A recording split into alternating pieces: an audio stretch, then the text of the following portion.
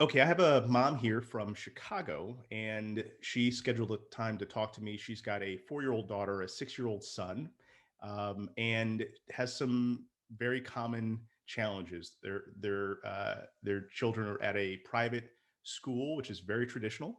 Her son gets like a packet of homework each week, and it is just like soul crushing, joy killing kind of stuff. And so mom is like, what do I do? My son is not able to sit anymore. He's exhausted. And she's convinced, as I am, that there's something incredibly unhealthy about that. And so, mom, was that a pretty good overview? Yes, that Okay. is very accurate. So add some context to that. Any other pieces that you'd like to talk through about that? And this is really a conversation about your 6-year-old son, correct? Yes, that's right. I do have a 4-year-old daughter, Right. but really focused in on my son, Right. and I guess what to do, with whether or not we need to talk to the teacher about the homework situation. I wanna be supportive of what she wants to do, but I'm also now I gave it a shot, and so Yeah. it's been a real struggle since the beginning of the school year, so that's been a bit, and I just think that the trade-off of spending time with him and really, like, connecting and learning in different ways, learning through play and learning through family time and all of that during the week is just there's just not enough time, Yeah. Right. to get everything done, and it's stressful and it's time pressured and all of that. Right, right. And you said something in your, the survey that I sent you at the beginning. You said that you're worried about how the environment is shaping your child's understanding of what school or learning actually is. That the idea that learning might now seem like a chore, something to be avoided, and Yeah. that's I will tell you that that is a really really wise statement that you just made. I think that's the biggest concern that I have with a lot of how school is structured. It's exactly what you're describing. The kid comes away feeling like, gosh, anything related to learning is hard, it's painful, it's not enjoyable, and my goodness, I wouldn't want that if I had to, right? So now Yeah. let's talk through. So you as I talked to you before off air, we're going to talk short term and then we'll also pivot to talk some long term stuff because both are really hinging here. I applaud you for calling me. It's sometimes scary, I know. But I also want to remind you, as you've already said, that you've been kind of in this model now since August, right? Mhm. Yeah. Yeah. Yeah. So that's a kind of a long time to kind of experiment, right? And I'm guessing, have you had any conversations with the teacher thus far about, gosh, this is not working, et cetera? We actually have a parent teacher conference coming up next week, so Hmm. it's perfectly timed. Yeah. And, Yeah. but I did go ahead and raise it to the principal just to understand whether it was a school policy or expectation for Yeah. all Yeah. gardeners, to get that backdrop. And she was really responsive and supportive and understood. And she said, just, it's actually a class by class Yeah. Yeah. uh, practice and Yep. to raise it with the teacher. Got it. So, Okay. yeah. So here's the short term. Um, Most of the time, families who are in a private environment, unfortunately, they get more options. They get more flexibility by the school because the school recognizes that you are a customer, right? And so they want to make sure you're satisfied. So I have found that when a parent does what I'm about to recommend with you, that they get much better response than if they're in a typical public school where the public school's more or less like, well, look, if you don't like it here, you know, we've got other people waiting in line kind of thing, right? Some private schools operate like that too, and there's a chance that this school will be similar. But here is the general strategy. Um, First off, you have to have real clarity about what your goals are for your kid. What are your learning goals? And I think you've already described that you want your kid to really love to learn, right? Yeah. Yeah, Yeah. to be Well, I think curious. he loves to learn. I don't want it to be killed out of him, Bingo. basically. Bingo. That's right. Yeah. That's right. And I think you're right to worry about that. So preserving this love of learning, this creativity, this yeah, that's a number one. So if that's your aim, and again, we will in another conversation, maybe we'll talk more about, let's be really clear about this longer term vision. but in the short term, that's really what we're aiming at. So um, you're clear about that. You also see the gaps from what your, what school is assigning and what your child is actually going through. And now you end up being in a position where you're going to need to negotiate. And here's how the negotiation begins. Um, oh, I forgot to ask a really important question. Help me understand your time flexibility, your family's time flexibility. Do you have other adults in the life of the child that can kind of flex in and help support learning? Are you working full time? Are you working part time? Help me understand how life works in your household.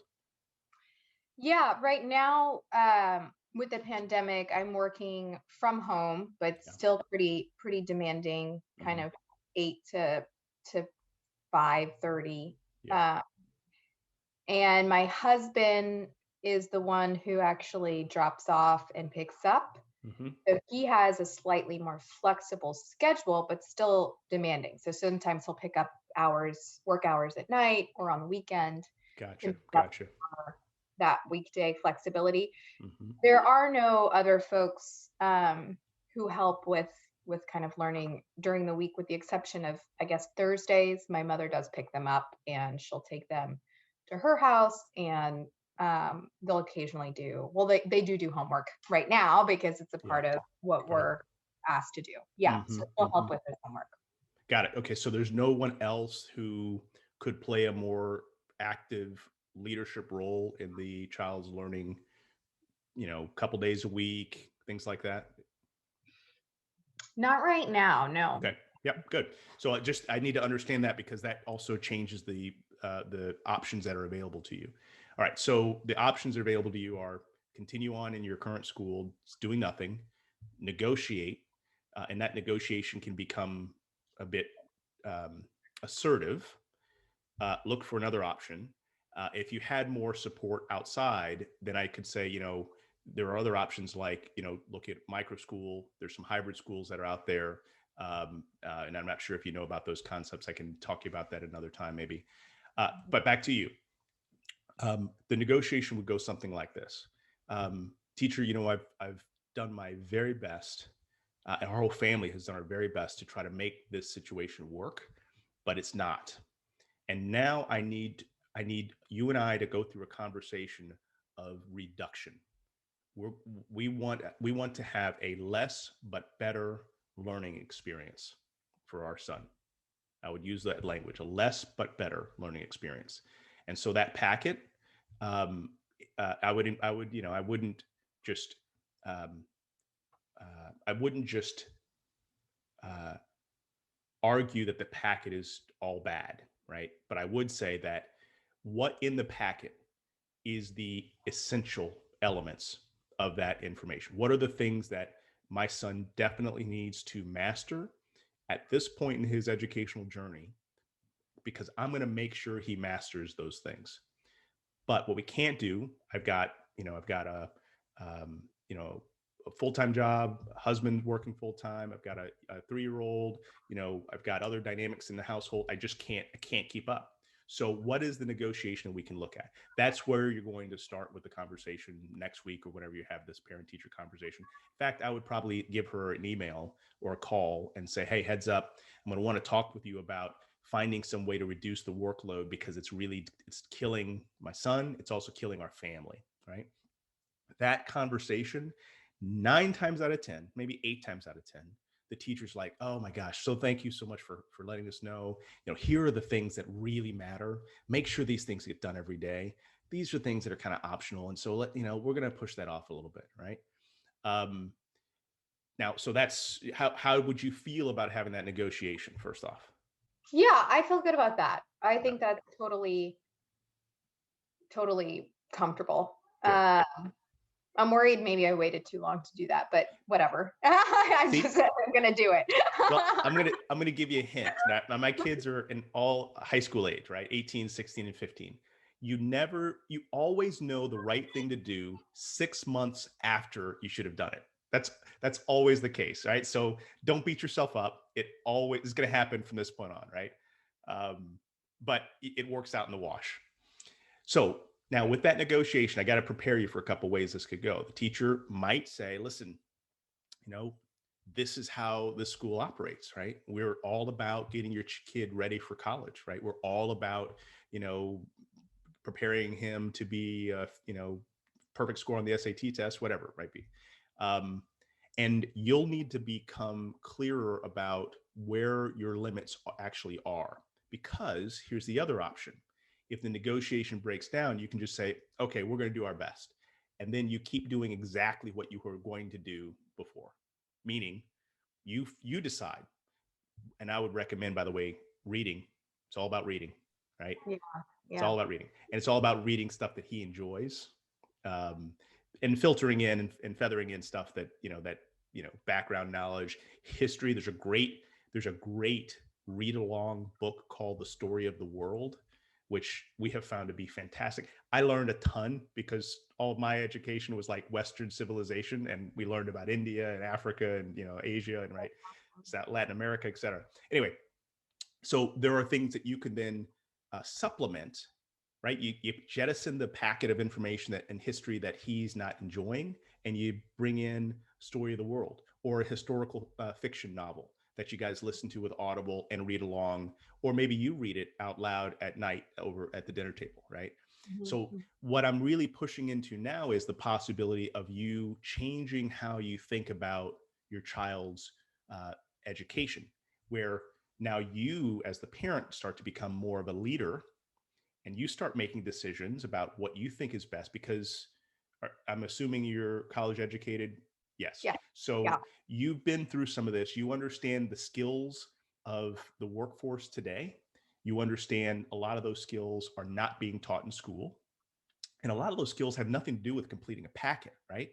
They have everything to do with being curious, with Mhm. being able to set a goal and work on it yourself without anyone supervising your performance and practice, right? So if that is, um, if you start to lean into your role as a leader, we use the language of head coach, right? You're the head coach. You have assistant coaches around your child to do things that you don't have the time to do, or maybe don't have the expertise to do, but ultimately you're the one that's kind of coordinating how your child is going to proceed. As you assume that posture, you'll start to see it. You'll start to make some more decisive decisions. Hey, you know what? This assignment, you know what, son? Let's skip this one, right? Or you know what? I'm just going to answer a couple of these for you. We're going to move along because we're going to really focus on the things that matter. This is not one that is actually a high priority for me, right? I want to empower parents to actually go there, to actually say, you know what? I know this kid better than anyone else in the world, and I'm going to now make active decisions to protect them or to accelerate them when I see these opportunities. Does that feel like you feel what I'm saying here? Yeah. Yeah. Yeah. For Yeah. sure. Yeah. And I haven't been that been that active. So I think that that mentality will really help for sure.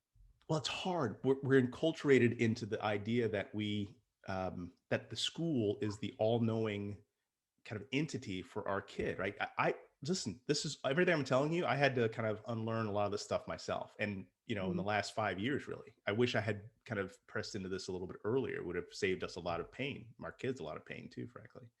So, um, but don't.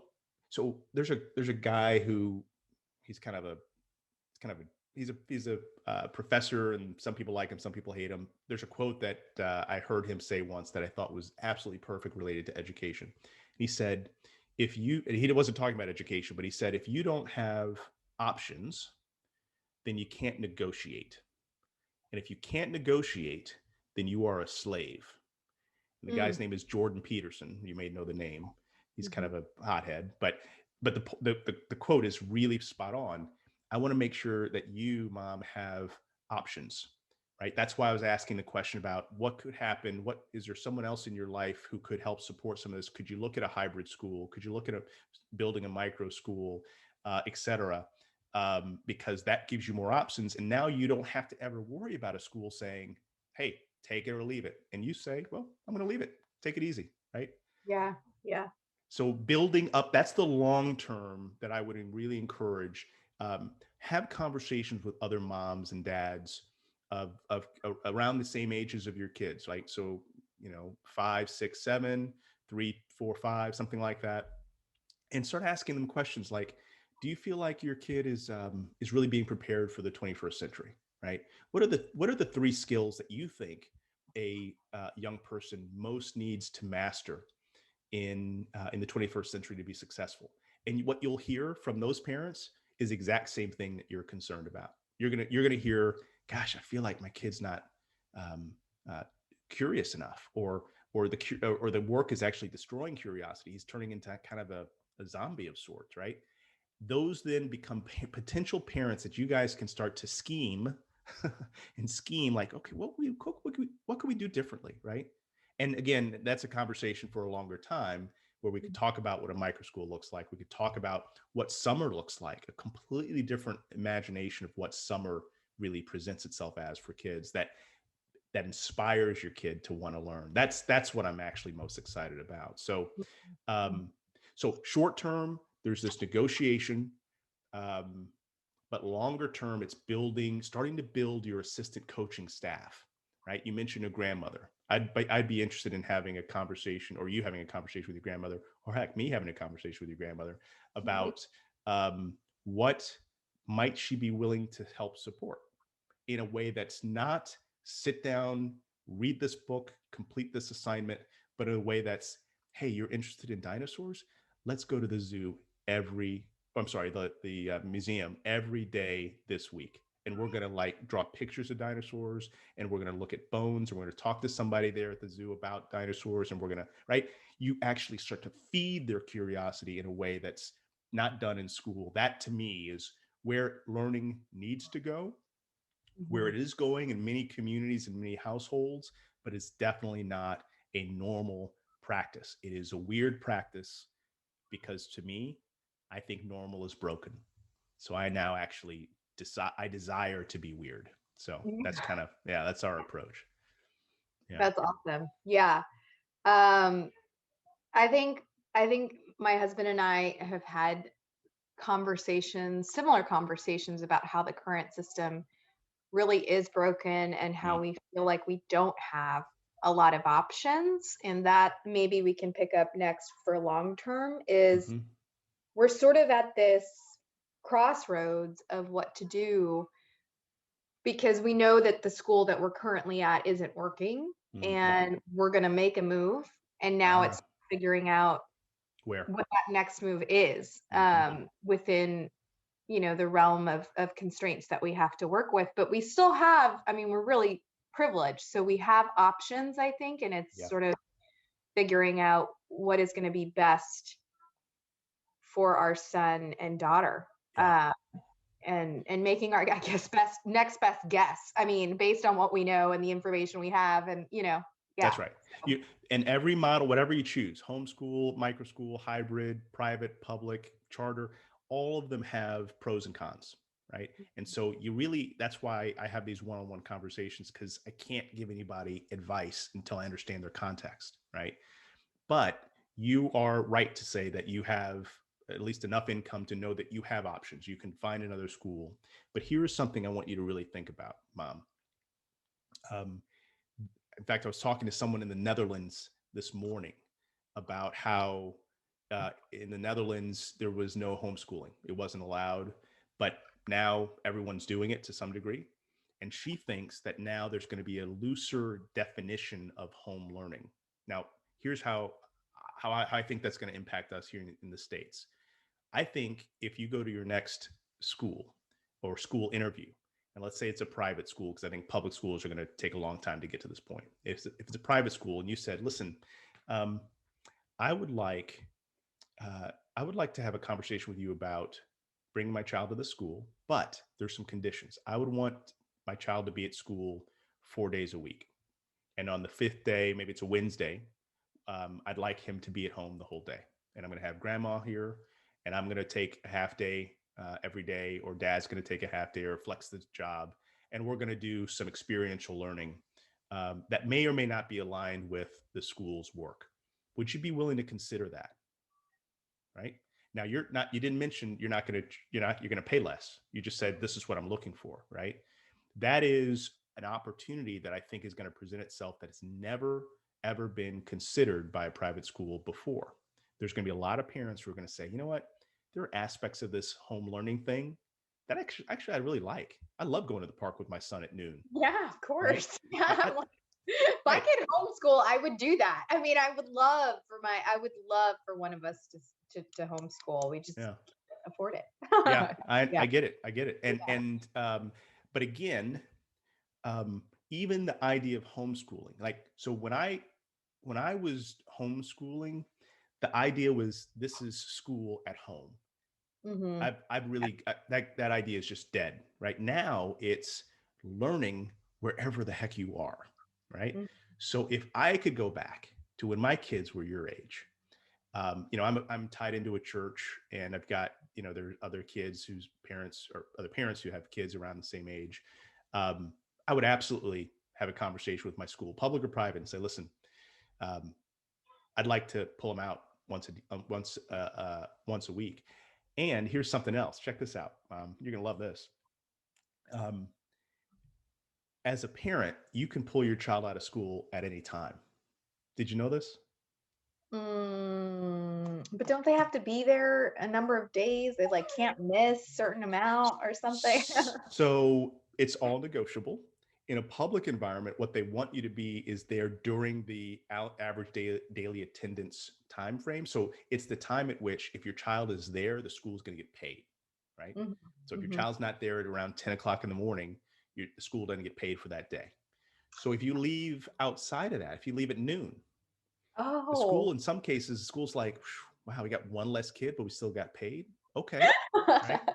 So there are parents who actually lean into that, and they're like, you know what, we're going to pull them out, and we're going to pull them out with some regularity, and and the school knows that this mom is not pulling them out and putting the kid in front of a TV, right? They're pulling them out and they're going to the park and they're digging holes and looking and getting worms, right? Or they're going, hiking, or they're going to the zoo or museum, right?